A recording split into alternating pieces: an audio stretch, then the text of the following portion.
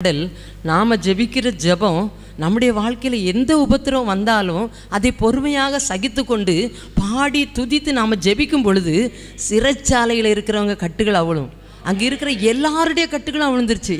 அப்போது நம்முடைய வாழ்க்கையில் அதி சீக்கிரத்தில் நீங்கும் லேசான உபத்திரவத்துக்குடைய அபிஷேகம் செயல்படும் பொழுது அந்த அபிஷேகம் நம்ம வீட்டுக்குள்ளே மாத்திரம் செயல்படாது, பக்கத்து வீட்டுக்குள்ளே போவோம், நம்ம தெருக்குள்ளே போவோம், நம்ம ஊருக்குள்ளே போவோம், நம்முடைய மாவட்டத்துக்குள்ளே போவோம், நம்முடைய மாநிலத்துக்குள்ளே, நம்ம தேசத்துக்குள்ளே இந்த அபிஷேகம் என்ன செஞ்சிடும், கடந்து போய் எல்லாருடைய கட்டுகளும் காவல்களும் என்ன செய்யப்படும், அவிழ்க்கப்படும். ஆமேன், ஆமேன். இந்த சூழ்நிலையில் அதுக்கு முதல்ல அந்த அவங்களுடைய வாழ்க்கையில் அவங்கள கொண்டு இவங்க ஒரு தப்பும் பண்ணலை, ஒரு பிசாசு கிரியை செஞ்சது.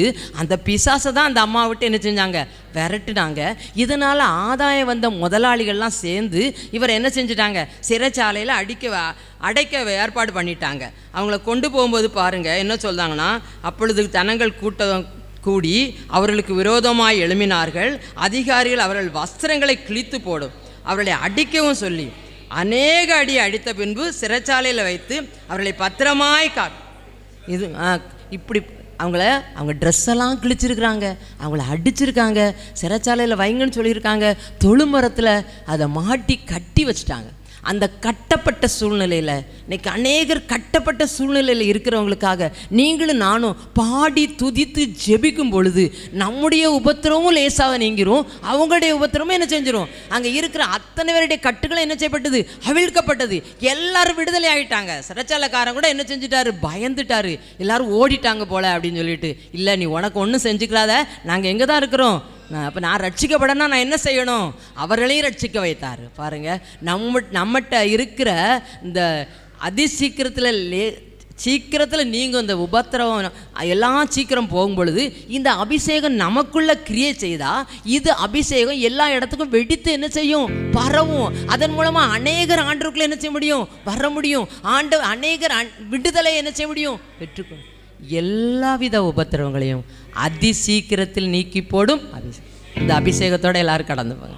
இந்த அபிஷேகத்தோடு இந்த இடத்த விட்டு என்ன செய்ய போகிறோம், கடந்து போக போகிறோம். ஆண்டவரே, அதி சீக்கிரத்தில் நீங்கள் இந்த லேசான உபத்திரம் எங்களுக்கு எல்லா உபத்திரவத்தையும் அதி சீக்கிரம் நீக்கி போடும் அபிஷேகத்தை தந்துருங்க. அவர் பவுல் இப்போ ரோமருக்கு எழுதின நிருபத்தில் ஒரு வசனம், அந்த வசனத்தை மாத்திரம் வாசித்து நம்ம ஜெபிக்க போகிறோம்.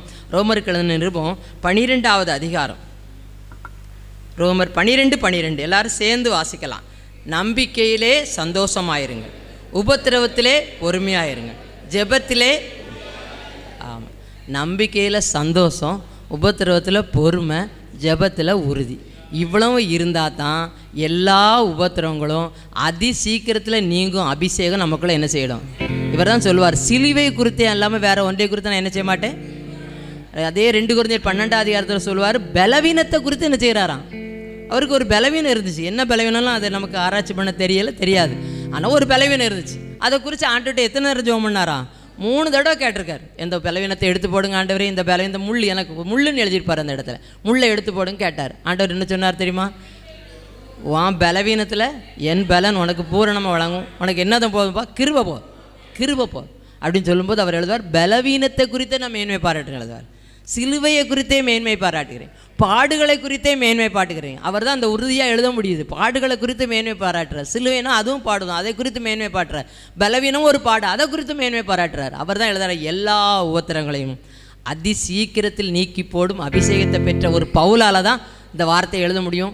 நம்மளுக்கும் இந்த அபிஷேகத்தை ஆண்டவர் தந்தார்னா நம்முடைய உபத்திரங்களையும் ஆண்டவர் என்ன செஞ்சுருவார், எல்லா உபத்திரங்களையும் சீக்கிரத்தில், அது எப்படி அதி சீக்கிரத்தில் நீக்கி போடுகிற அபிஷேகம் எனக்குள்ளே கிரியை செய்யட்டும், எங்களுக்குள்ளே கிரியை செய்யட்டும். இந்த அபிஷேகத்தோடு இந்த இடத்தோடு நான் கடந்து போகிறேன். இந்த அபிஷேகம் எங்களை அப்படியே நிரப்பி நடத்தி கிரியை செய்து வழி நடத்தட்டும். நான் உபத்திரவத்தில் நம்பிக்கையில் சந்தோஷமாக இருக்கணும், உபத்திரவத்தில் பொறுமையாக இருக்கணும், ஜெபத்தில் எந்த பிரச்சனை வந்தாலும் நம்பிக்கை விட்டுறாதீங்க, எந்த உபத்திரம் வந்தாலும் பொறுமை இழந்துடாதீங்க, என்ன காரியம் நடந்தாலும் ஜெபத்தில் உறுதியாக இருக்கதையும் விட்டுறாதீங்க. இவ்வளவும் நம்ம செய்யும் பொழுது எல்லா உபத்திரவங்களையும் அதி சீக்கிரத்தில் நீக்கி போடும் அபிஷேகம் நமக்குள்ளாக செயல்படும். எல்லாரும் அப்படியே கரங்களை உயர்த்தி, ஆண்டவரே இந்த அபிஷேகத்தினால் என்னை நடத்துங்கப்பா, இந்த எல்லா உபத்திரவங்களையும் அதி சீக்கிரத்தில் நீக்கி போடும் அபிஷேகம் எனக்குள்ள கிரியை செய்யட்டும், குடும்பத்துக்குள்ள கிரியை செய்யட்டும், எங்கள் எழுப்புதல் ஜெப ஐக்கியத்துக்குள்ள கிரியை செய்யட்டும், எங்கள் ஒவ்வொருடைய வாழ்க்கையிலும் கிரியை செய்யட்டும். ஆண்டவரே, நாங்கள் எல்லா காரியத்திலும் ஆண்டவரே நாங்கள் நம்பிக்கையாக இருக்கவும், உபத்திரவத்தில் பொறுமையாக இருக்கவும், ஜெபத்தில் உறுதியாய் தரித்திருக்கவும் கிருபை தாங்க. பவுலுக்கு கொடுத்த அதே கிருபை, அதே அபிஷேகம் எங்களை நடத்தி அனுப்பட்டும், நிரப்பி அனுப்புங்க. எல்லா பாடுகளையும் அல்ல எல்லா உபத்திரவங்களையும் அதி சீக்கிரத்தில் நீக்கி போடும் அபிஷேகத்தை தாங்க. இயேசுவின் மூலம் பிதாவே, ஆமென். அல்லேலூயா.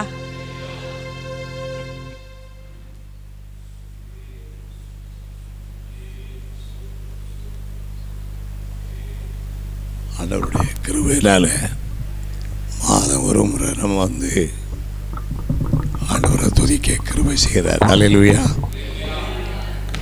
இது ஒரு பெரிய தெய்வ பலன். விசுவாசிகளுக்கும் ஊழியர்களுக்கும் ஒரு பெரிய ஆசீர்வாதம். இன்னும் ஆசீர்வாதமாக நடத்துவார். ஜெபிக்க வந்திருக்கிற எல்லாரையும் ஆண்டவருடைய நாமத்தில் எல்லாரையும் வாழ்த்தி இயேசு கிறிஸ்துவுடைய திவ்ய சுபாவம் என்ன என்று சொல்லி வாசித்து நம்ம ஜெபித்து முடிப்போம். மத்தேயு எழுதின சுவிசேஷம் 13வது அதிகாரம். மத்தேயு 13வது அதிகாரம் 54வது வசனம். மத்தேயு 13:55. தான் வளர்ந்த ஊரில்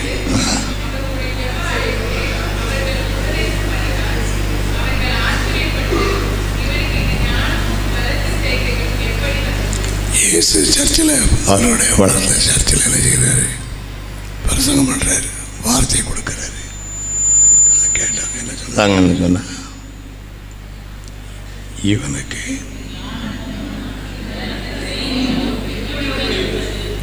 கேட்ட பிரசங்கத்தை கேட்க விட்டுட்டு எப்படி பேசுகிறாரு, இவருக்கு எப்படி ஞானம் வந்துச்சு சொல்லிட்டு வாசிங்க.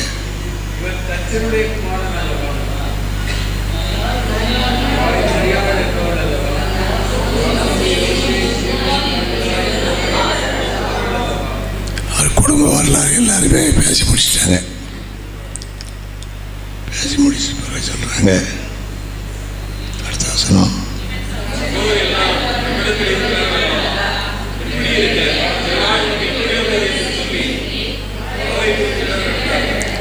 இவரே வாசிக்க.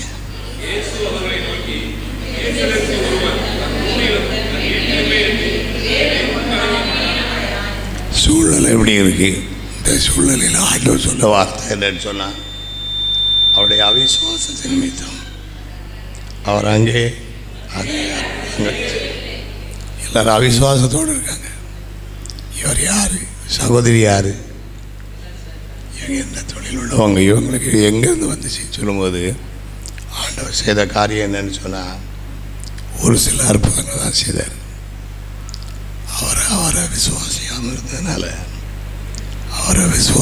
இருந்ததுனால ஒரு சில அற்புதம் செய்தார். நிறைய அற்புதம் செய்யலை.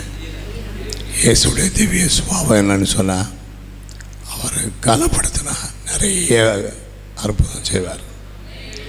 அவரை கனவீனப்படுத்தினா 1-2 செய்வார். எனக்கும் உங்களுக்கும் ஆண்டவர் நிறைய அற்புதம் செய்யணுமா? 1-2 செய்யணுமா? நிறைய செய்யணும். என்ன செய்யணும்? கர்த்தர் நம்மளை ஆசீர்வதிப்பார். எளிமையான ஜெபம் பண்ணுவோமா? ஆண்டவரை உண்மை கனப்படுத்த எங்களுக்கு கிருபை தாரும்.